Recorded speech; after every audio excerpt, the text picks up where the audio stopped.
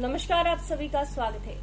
एक ऐसी खबर लेकर मैं आपके सामने मौजूद हुई हूं जिसे लेकर आप भी अब दोबारा एक बार ये सोचने को मजबूर होंगे कि जिस तरह हम लोग काफी बार ये सोचते हैं कि काफी बड़े लोग हैं या कोई बड़ा इंसान है जो गैंग वॉर्स में अब शामिल है, और अब एक ऐसी खबर सामने आई है और वो भी जम्मू कश्मीर के हवाले से बात करते चलें तो आपको बताते चलें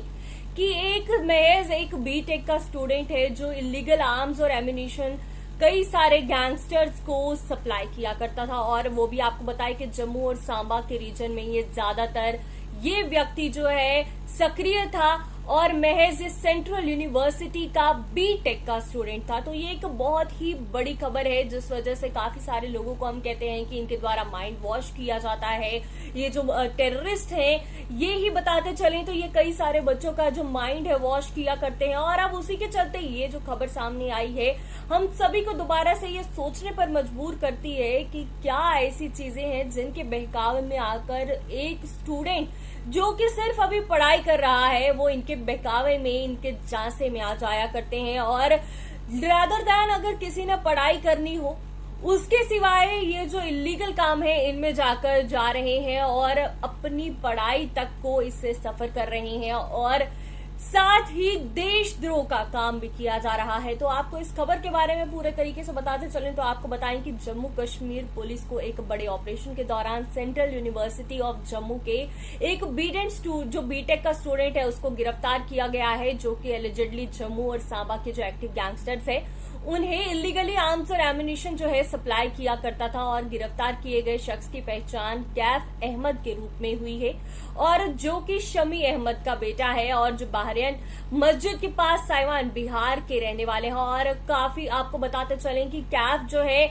फिलहाल सेंट्रल यूनिवर्सिटी ऑफ जम्मू से बीटेक कोर्स कर रहा था, लेकिन पुलिस के मुताबिक वो पिछले कुछ समय से क्रिमिनल एलिमेंट्स के कांटेक्ट में था और हथियारों का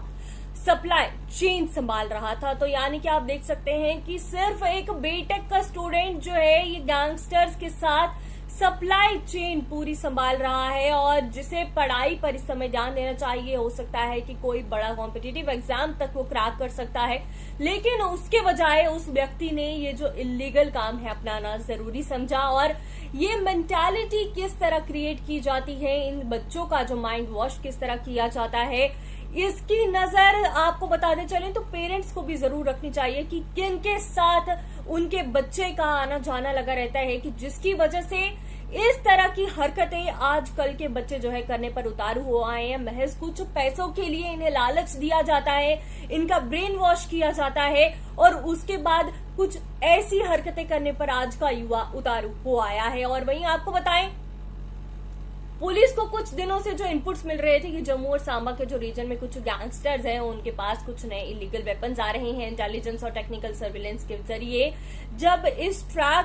इस चेन को ट्रैक किया गया तो फिर वो कैफ तक पहुंचे और उसके बाद जब पूरा एविडेंस मिला उसके बाद कैफ को अरेस्ट किया गया। और पुलिस ने कहा कि कैफ अहमद एक स्टूडेंट होने के बावजूद एक एक्टिव आर्म्स और सप्लायर जो है उसके रूप में काम कर रहा था और ये एक ऑर्गेनाइज नेटवर्क का हिस्सा था जिसका कनेक्शन जम्मू और सांबा के कई क्रिमिनल ग्रुप्स के साथ है। और इनिशियल इन्वेस्टिगेशन में ये सामने आया है कि कैफ जो है ऑनलाइन डार्क वेब और एनक्रिप्टेड एप्स जो है उनका इस्तेमाल किया करता है और डिलीवरी नेटवर्क का ऑपरेट करता था। और ये भी मान के चलें तो बताया जा रहा है कि आर्म्स बिहार या यूपी के लीगल सप्लायर से मंगाए जाते थे और उसके बाद जम्मू में उन्हें जम्मू के क्रिमिनल्स तक पहुंचाया जाता था। पुलिस अब कैफ के मोबाइल फोन्स, लैपटॉप्स और फाइनेंशियल ट्रांजैक्शंस को डिटेल में एनालाइज कर रही है जिससे इस पूरे नेटवर्क का पता लगाया जा सके और जो यूनिवर्सिटी के किसी और स्टूडेंट का या स्टाफ का इसमें इन्वॉल्वमेंट नहीं हो उसके बारे में भी डिटेल जो है देखी जा रही है और पूरे नेटवर्क का पता लगाने की कोशिश जो है साथ ही साथ की जा रही है।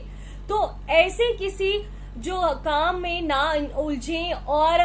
हर किसी युवा को आपको बताते चले, चाहे युवा हो, चाहे बच्चा हो या चाहे कोई बुजुर्ग हो, ऐसे कामों में इन्वॉल्व होने की जरूरत नहीं है। अगर हम अपने देश के लिए काम करें और इसको सर्व करें तो ज्यादा बेहतर हो सकता है। फिलहाल इस अपडेट में इतना ही, हमें दीजिए इजाजत। धन्यवाद।